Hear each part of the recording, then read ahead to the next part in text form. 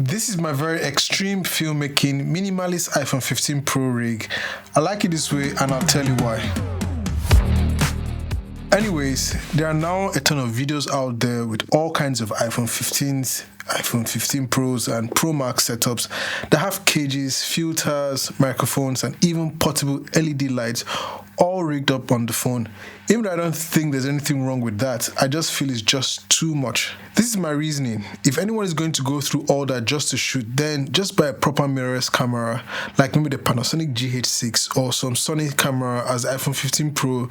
It's almost the same for price in that range. I say this because you would have better autofocus, less possibility of the device freezing up or overheating, better sensor image, and a better handheld experience. Even though I know that you would need to buy at least a lens and memory card, but at least you get my point. Since the launch of the iPhone 15 and its ability to shoot Apple ProRes log, it has been a no-brainer not to upgrade. And this has now been my B-roll cam when shooting B-roll footage of products here in my studio. I'll talk more on this later on in this video. Anyways, all I have for my setup is a phone holder from SmallRig. I think I got this as a gift when I purchased one of their products, which I can't recall which one it actually was. Although I have some other phone holders, I prefer this because of its size, weight, and the fact that I can adjust it for vertical or horizontal shot. It's always in my carry-on. The other piece of gear that completes my setup is the Samsung 256GB SSD, which goes for about $30 USD. I got this SSD when I wanted a more stripped down setup for my Blackmagic cameras.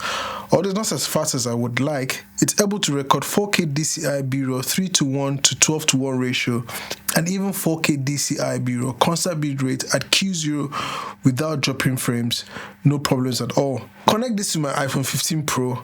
I have to take off the case from Moss and it doesn't let the USB-C SSD stick in through properly. Now, this is not a sponsored video from Moss, but when I had this for my iPhone 14 Pro, I didn't dent or break anything from my toddler throwing my phone all about the place, even from several flights of stairs. I'll leave a link down in the description box below in case you're interested in buying one for yourself. I use the Blackmagic camera app for iOS on my iPhone 15 Pro and coupled with this Samsung USB-C SSD, I'm able to shoot in ProRes light without any problems, but there's definitely some drop frames when I'm trying to record in 4K 60 in ProRes and ProRes HQ. So I recommend just sticking with the ProRes light and below if you want to shoot 4K 60, as obviously the write speed on the Samsung USB-C SSD is not fast enough. But if you drop down to 4K 25 frames per second, then you should be okay with ProRes HQ or just ProRes. An alternative would be to use a normal SSD like my Samsung T5 or something similar, but that's not the point of this video. Other codecs like the H.264, HVEC or H.265, ProRes proxy pose no issues.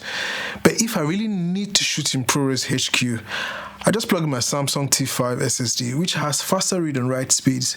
Some other folks suggest using a USB-C SD card reader with an SD card. Now, usually, I should have a lens filter on. A variable neutral density filter should be my first point of call if I was shooting in very bright light. If I was shooting outside in the day, then it would have been a necessity to own one. But as all the shooting I do is done here in the studio with control lighting, I've not seen the need to purchase one. But the event I need to get one, I'll be going for one that does not require any extra rigging accessory.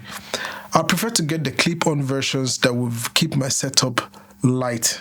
So overall, this is what my rig looks like. It's pretty cool. I like it, and hopefully Samsung releases a faster version of the USB-C flash storage or another company comes up with something better.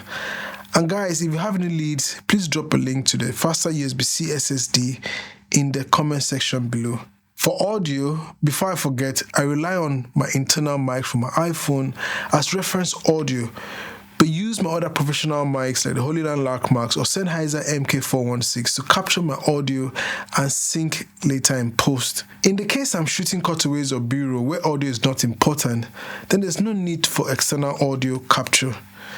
But if I want to record audio directly to the iPhone, and since it's my iPhone 16 Pro, I have the USB-C to 3.5mm female adapter I got from my other Android phone that I can just connect my audio recorder or mic receiver to and record audio.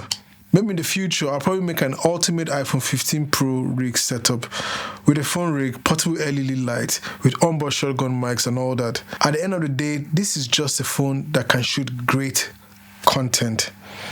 I'm not sure I'll be using this for client work except specifically requested. I'll just continue to use it in here in the studio for my B-rolls or as a B camera and maybe sometimes as an A-roll camera. And the reason for getting the iPhone 15 Pro is Apple Log. This was my only reason for buying this phone in the first place. I'm able to easily match and grade the footage I shoot on this camera with my other cameras. Sometimes when shooting B-rolls in the studio, I'd also use this on my Zepon's automated slider. Alright, I have to go now. I got to do some other stuff. It's time to take my son out to the park. Then when I'm back, I'll shoot B-rolls for this video, then cut color grade and then upload for you guys to watch. Please don't forget to hit the like button and subscribe. See you in the next time. Peace.